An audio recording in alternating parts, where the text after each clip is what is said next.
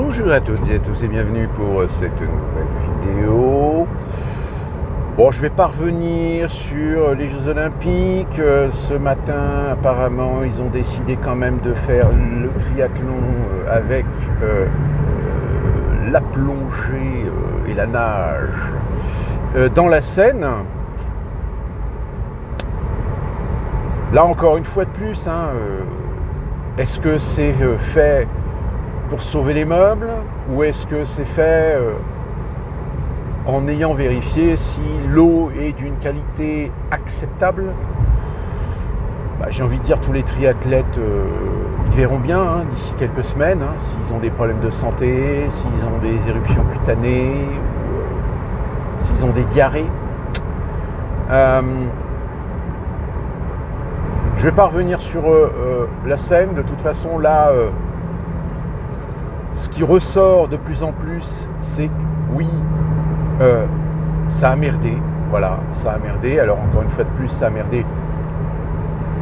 C'est pas la question de il faut pas mettre en avant les minorités ou faire de la promotion LGBTQ+.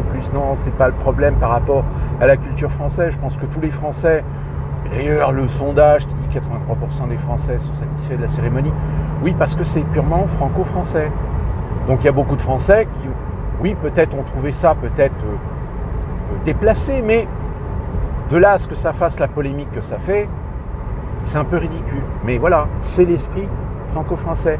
Mais là, par contre, à l'échelle internationale, les gens qui sont un peu conservateurs, cathos sur les bords, etc., ils ont un soutien d'un certain nombre de pays qui n'ont pas apprécié cette promotion, qui n'ont pas apprécié cette mise en avant, qui, encore une fois de plus, je le rappelle, dans la société française, ça peut choquer, mais voilà, ça fait partie intégrante maintenant de certains phénomènes de société, surtout particulièrement des milieux de la nuit, des milieux urbains, des milieux très parisiens, et je dis urbain parce que même aux États-Unis, vous avez des grandes villes aujourd'hui qui ont leur quartier gay, etc. Et ça fait partie du folklore, on va dire, de toutes ces grandes villes, de toutes ces grandes métropoles. Ça fait partie intégrante de cette évolution des mœurs de la société par le biais justement de l'activité humaine dans les milieux urbains où tout va toujours plus vite.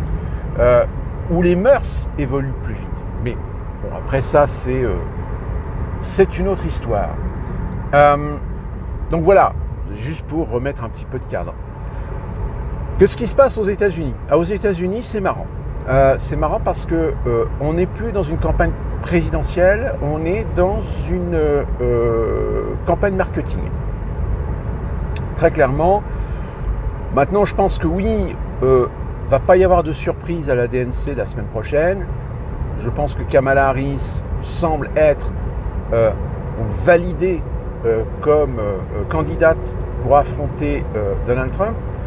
Alors, ça donne un avantage maintenant aux démocrates. Pourquoi ? Parce que c'est une femme, parce que c'est une métisse. Donc là, évidemment, on a une opportunité historique aux États-Unis de mettre à la Maison-Blanche la première femme présidente américaine, et qui plus est, une femme métisse. Donc là, si vous voulez, c'est un argument marketing excellent.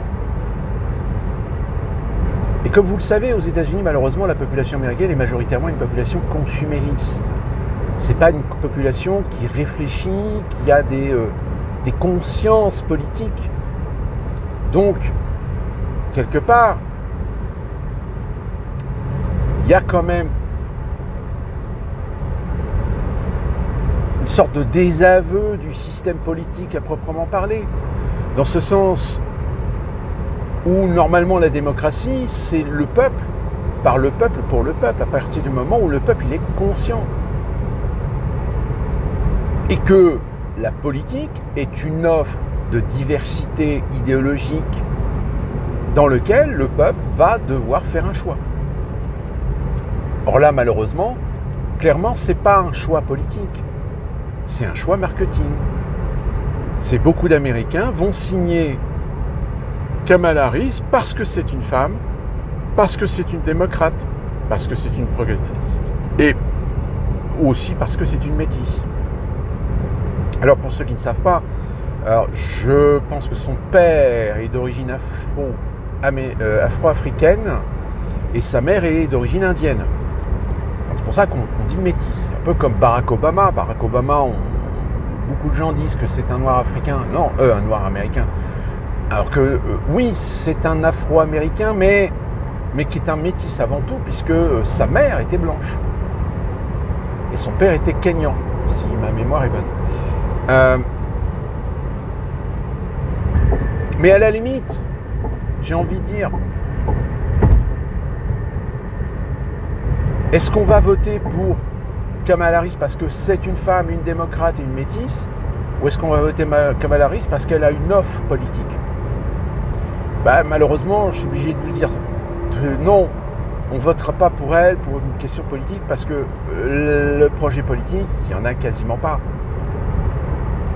Il y a quelques affirmations, il y a quelques petites promesses, mais c'est exactement comme Biden, comme Trump, comme Obama. Ils font de la promo, ils font de la séduction avec de l'illusoire. Sauf que ceux qui vont voter pour elle en pensant consumériste, qu'elle va faire un truc, que toi t'es concerné, au bout de 4 ans, tu vas te rendre compte que il s'est rien passé. Ou alors il s'est passé un truc complètement d'apparat, de façade, et que concrètement, dans ta vie, concrètement sur le plan économique, sur le plan social, il n'y a quasiment pas de conséquences. On se souvient, Joe Biden avait joué sa campagne sur le fait qu'il avait peut-être pas promis, mais qu'il allait réfléchir à annuler la dette étudiante. Bon, sauf qu'il n'y a que les cons pour comprendre ça ou accepter ça en tant que tel. Si tu es un tant soit peu intelligent, tu sais que, mais attends, tu veux supprimer ma dette, mais comment tu vas la rembourser, la dette? Parce que tu ne vas pas imposer aux organismes emprunteurs de s'asseoir sur les dettes des étudiants. Ça veut dire que c'est l'État fédéral qui va payer les dettes des étudiants à leur place. Sauf que l'argent, tu vas le trouver où?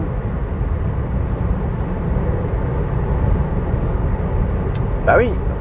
Puis quels étudiants vont être concernés? Est-ce que c'est tous les étudiants? Est-ce que ce sont même ceux aujourd'hui qui sont trentenaires, quarantenaires? Enfin voilà.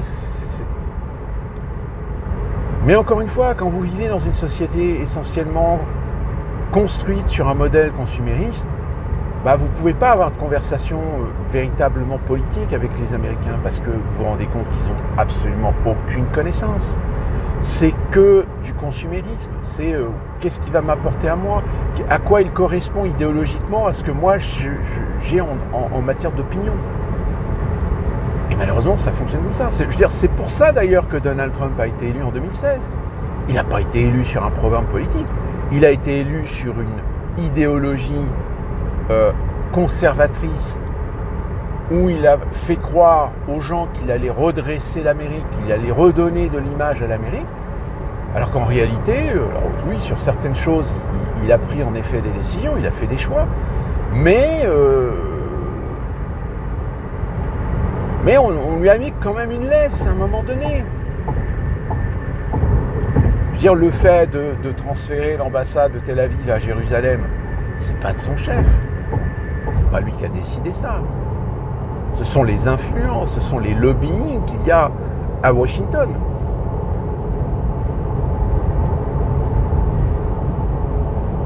Donc si vous voulez, là en effet, vous avez des sondages qui la mettent à 60%. Vous avez des sondages qui la mettent à 46%. À quelques points au-dessus de Donald Trump. Mais voilà, je veux dire, les sondages, c'est comme en France. Vous savez, je pense qu'il faut raison garder dans ce sens où les organismes de sondage sont souvent la propriété de gens qui ont tout intérêt à aller plutôt dans un sens que dans un autre. Tout du moins d'essayer de contribuer à la construction de l'opinion. Donc c'est-à-dire que tous les instituts de sondage qui aujourd'hui la mettent très largement en tête j'espère pour eux qu'ils ont raison. Parce que si jamais à l'élection présidentielle, on se rend compte que c'est Donald Trump qui l'emporte, ces instituts de sondage, on va leur dire, mais putain, mais tu les as fait où tes sondages? Tu les as fait que dans des villes, auprès d'Américains essentiellement progressistes, pro-démocrates. Donc, voilà, je veux dire, c'est...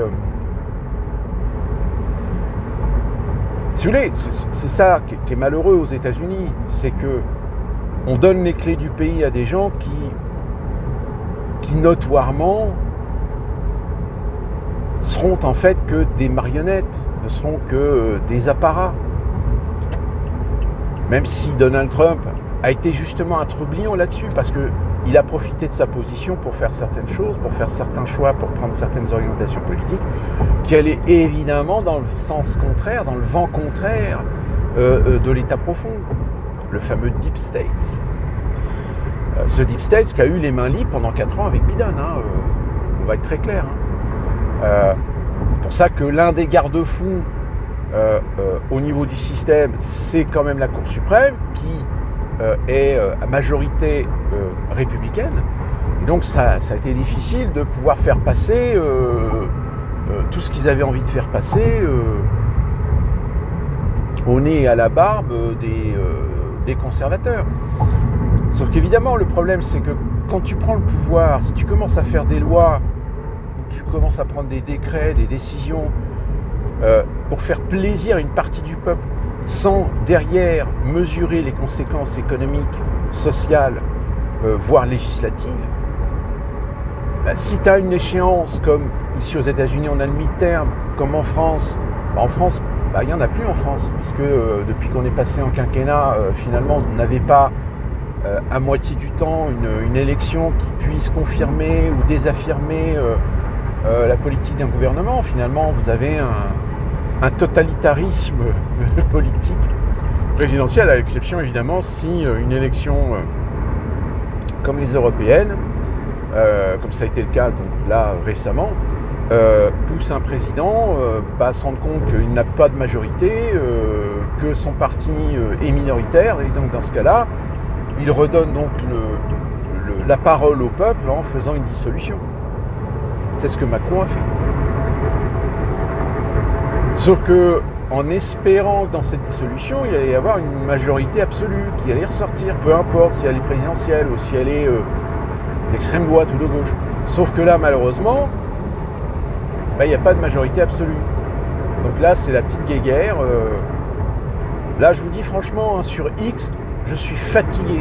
Ça me fatigue, ces postes qu'on me propose avec, casse-tête, Premier ministre, il faut casse-tête, Premier ministre, etc. Mais t'as l'impression d'une élection présidentielle, quoi. Enfin, je veux dire que si jamais Macron ne choisit pas casse-tête, mais vous imaginez tout l'investissement qui a été fait, finalement pour rien.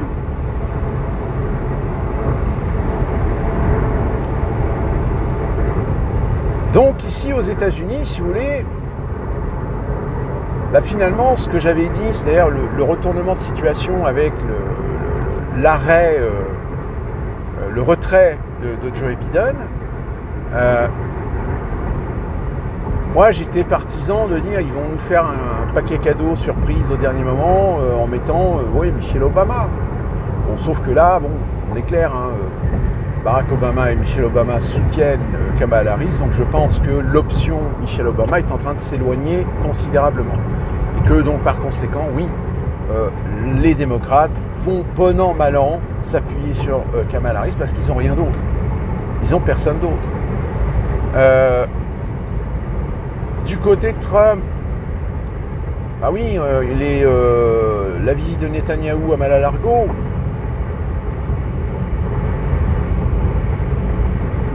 visite du Premier ministre israélien.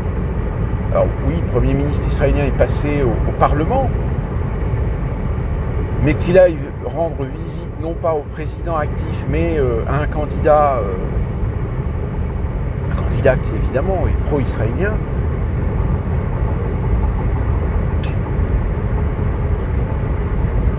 Alors l'autre problème aussi, c'est que Kamala Harris, évidemment, essaie de jouer la carte, la Palestine, enfin pas pro-Palestine, mais oui, il faut absolument essayer de trouver une issue pour arrêter le massacre. Voilà un petit peu son discours. Mais encore une fois, c'est un discours où derrière, personne ne va lui poser la question, oui alors, mais donc concrètement, si vous êtes à la Maison-Blanche, qu'est-ce que vous allez faire? Qu'est-ce que vous ferez? Pour justement, comme vous dites, arrêter la boucherie. Ben non. Non, personne ne pose la question. Tout le monde boit la parole de Kamala Harris. Oui, c'est génial, super, elle veut arrêter Israël. Mais vous imaginez si jamais elle arrivait à la Maison-Blanche, mais finalement elle fait rien. Et qu'au contraire, elle continue à soutenir, comme Biden l'a fait, Israël en envoyant du matériel, des armes, des munitions, etc. Et encore une fois de plus, des Américains vont se dire, on vient de se faire enculer, bien profond. Mais c'est ça qui est pire. C'est que ça fait 20 ans, depuis les années 2000, que des Américains qui ont voté Trump, en grande majorité ont voté Trump parce qu'ils n'avaient plus confiance envers les politiciens traditionnels. Ils ont voté pour un milliardaire m'as-tu vu, qui n'a aucune carrière politique, qui n'a jamais été élu de sa vie, qui n'a jamais été aux fonctions, ni à l'administration. J'ai envie de dire en France, Macron, c'est pareil. Bon. Oui, Macron est passé à l'Élysée, il est passé au ministère de l'économie, mais il n'est pas resté longtemps. Mais en matière de se mettre de se soumettre au vote d'un électorat, il ne l'a jamais été. Avant d'être candidat à la présidentielle en 2016. Enfin, 2017, pardon. Donc c'est bien un signe que dans les populations, finalement, peut-être qu'ils ont réussi à complètement dénaturer, à complètement éloigner le citoyen de l'affaire politique sérieuse, de l'idéologie politique concrète. Et juste se contenter des on dit que, des gros titres de presse, sans jamais lire les articles, de ne jamais lire des professions de foi, etc. Et de se baser et de se construire une opinion sur on dit que. Il a dit que. Sans démontrer. Et c'est exactement ce que font également le Front populaire. Le Front populaire, il jongle avec le consumérisme de certains Français. Je veux dire, quand ils parlent de mettre le SMIC à 1600 € net, c'est pas une proposition économique concrète, c'est une proposition consumériste.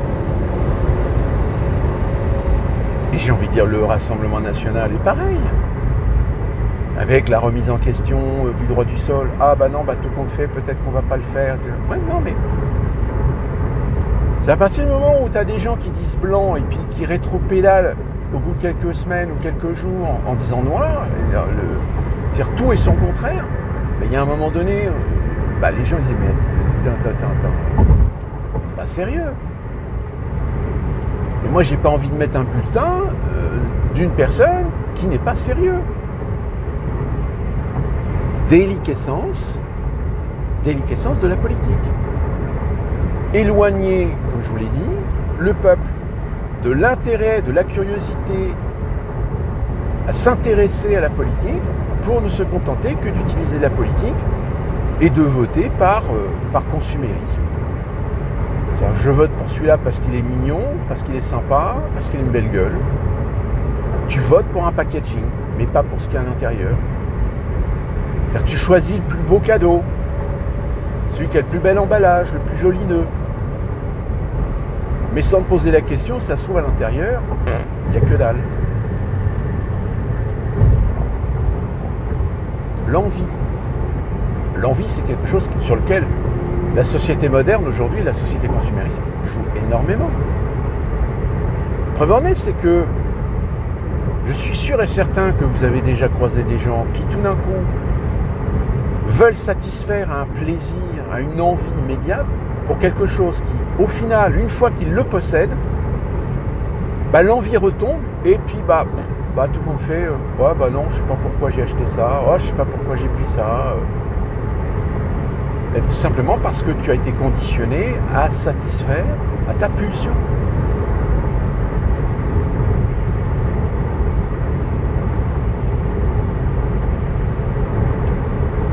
Donc si vous voulez, c'est pour ça que certains États aux États-Unis ont une fâcheuse tendance à se renfermer sur eux-mêmes. Et le fait de se renfermer sur eux-mêmes, à un moment donné, les mettre dans des choix où en effet, des choix qui vont à l'encontre d'un certain progrès de la société américaine. Et inversement, laisser des gens aller dans l'excès de confiance parce que derrière, c'est un électorat. Je sais que dans cet état-là, je ne fais pas l'unanimité de mes concitoyens, donc je vais essayer de caresser dans le sens du poil l'électorat communautaire, l'électorat de la diversité, l'électorat des minorités et assimilé. Puisque, attention, quand on s'oriente à caresser dans le sens du poil la diversité, les minorités, il y a les assimilés, c'est-à-dire les gens qui suivent et qui défendront rubis sur l'ongle l'idéologie elle-même. C'est-à-dire que c'est par exemple tous ces blancs aujourd'hui en France qui sont pro-migrants. Pourquoi tu es pro-migrant ? Parce que c'est la solidarité, parce que c'est l'humanisme, parce que c'est le droit de l'homisme. Oui, d'accord, mais est-ce que tu ne penses pas que culturellement, ça peut poser un problème ?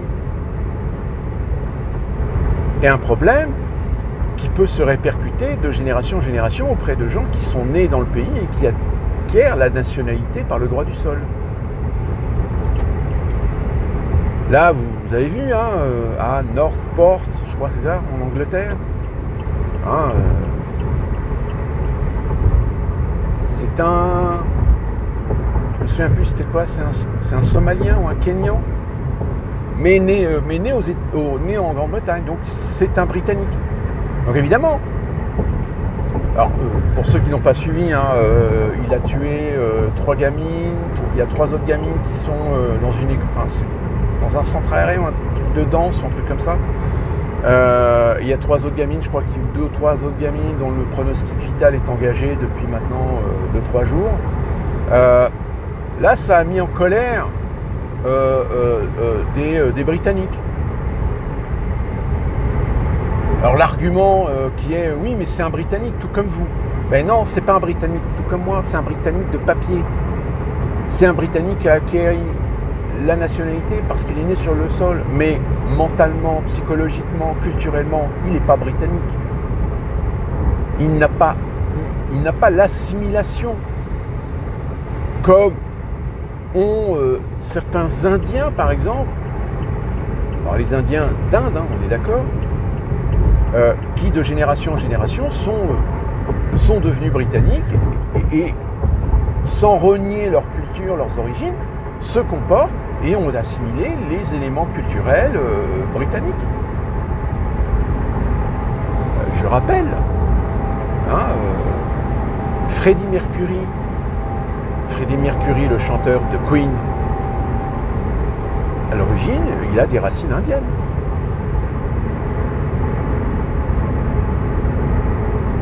Donc, si vous voulez, c'est pas le problème de l'émigration. À partir du moment où l'émigration, c'est des gens qui viennent dans le pays et qui s'assimilent à la culture du pays. Encore une fois, sans renier leurs origines, ils peuvent continuer à adopter des éléments culturels, traditionnels, religieux, mais ça reste dans le cercle privé. Ça ne s'impose pas, ça ne s'expose pas dans la société, dans le pays dans lequel vous êtes. Ce qui n'est pas le cas d'autres individus. Donc du coup, il y a des individus qui, parce que même s'ils sont nés britanniques, mais que parce qu'ils ont grandi, parce qu'on les a inculqués dans une certaine culture qui est parfois en incompatibilité avec la culture du pays dans lequel vous êtes né, et dont vous avez la nationalité, et ben à un moment donné, il y en a qui pètent les plombs. Et c'est exactement le même problème qu'on a en France, avec des gens issus du Maghreb, qui parfois sont nés de 1, 2, 3 générations, et qui sont complètement antagonistes de ce que l'on attend d'eux en tant que citoyens français, dont on se fout royalement de leurs origines, mais qu'on attend qu'ils se comportent comme des citoyens français. Et d'ailleurs, on en connaît tous. Aujourd'hui, qui n'a pas un ami, qui n'a pas une connaissance, qui a des origines arabes, qui a des origines maghrébines, qui est musulman, etc. Mais avec qui on peut discuter, avec qui on peut avoir une très bonne relation, parce que ils ont une assimilation par rapport à la société française, avec qui ça se passe très très bien, contrairement à d'autres. Et souvent d'autres qui ont le malheur peut-être d'avoir vécu dans une sorte de ghettoisation, mais une ghettoisation à tous les sens du terme. C'est une ghettoisation géographique, comme aussi sociétale. Si vous laissez des gens vivre en communauté, comme c'est dans les modèles anglo-saxons d'une manière générale, alors oui, ces gens-là finissent par vivre que entre eux. Alors ils sont intégrés à la société économique, mais pas sociale. Sauf que la France, c'est pas une société communautaire. On essaie, depuis 30 ans, d'en faire une société communautaire, mais ça ne fonctionne pas. Ça ne peut pas fonctionner, parce que la France est un pays avec une culture latine, et pas une culture anglo-saxonne.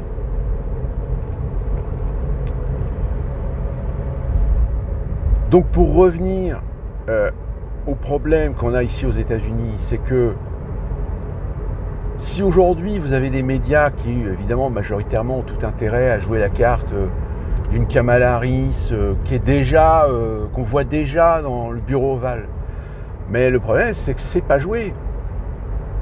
Rien n'est joué. Parce que comme je vous l'ai dit, les sondages sont ce qu'ils sont. Et s'ajoute à la problématique, c'est que vous avez beaucoup de gens, comme en France maintenant, qui ne se déclarent pas.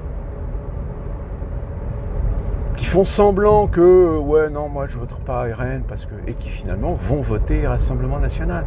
Eh bien c'est comme ici. Il y a beaucoup d'Américains qui se cachent, qui ne disent pas que finalement, ils ont l'air de s'en foutre un petit peu de savoir si c'est Kamala Harris ou Trump, parce que de toute façon c'est la merde, mais qui voteront Donald Trump. Ou qui voteront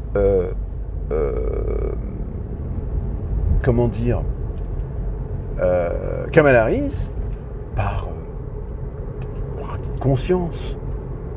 Par acquis de conscience d'empêcher Donald Trump de retourner à la Maison Blanche.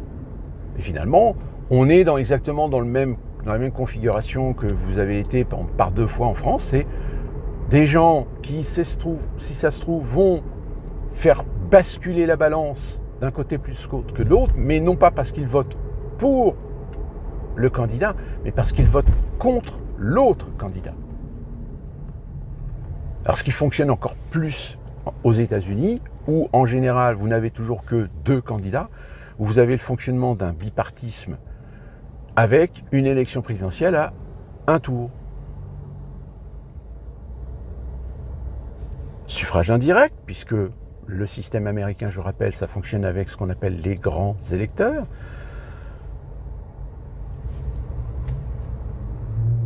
Mais au final, qu'est-ce que ça donne ? Ça donne que si même demain, vous mettez Donald Trump et Mickey Mouse devant, il y a des gens qui vont voter Mickey Mouse.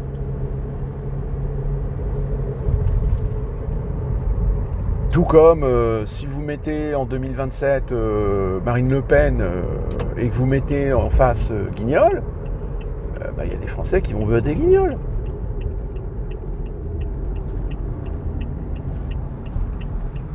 C'est ça, c'est la destruction. C'est-à-dire que aujourd'hui, moi je considère, et c'est vrai aux États-Unis et je pense que c'est vrai en France, vous avez au moins les 2 tiers des Français qui ne votent pas par conviction politique, mais qui votent par consumérisme.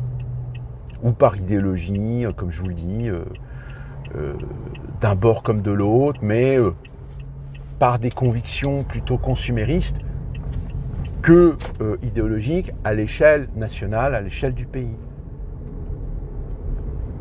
C'est malheureux, mais finalement ça fait partie du plan des mondialistes, la déconstruction, la destruction des États-nations. Mettre le chaos jusqu'à ce qu'à un moment donné, une autorité finisse par prendre les rênes et suspendre les libertés individuelles, la démocratie, parce que c'est le chaos.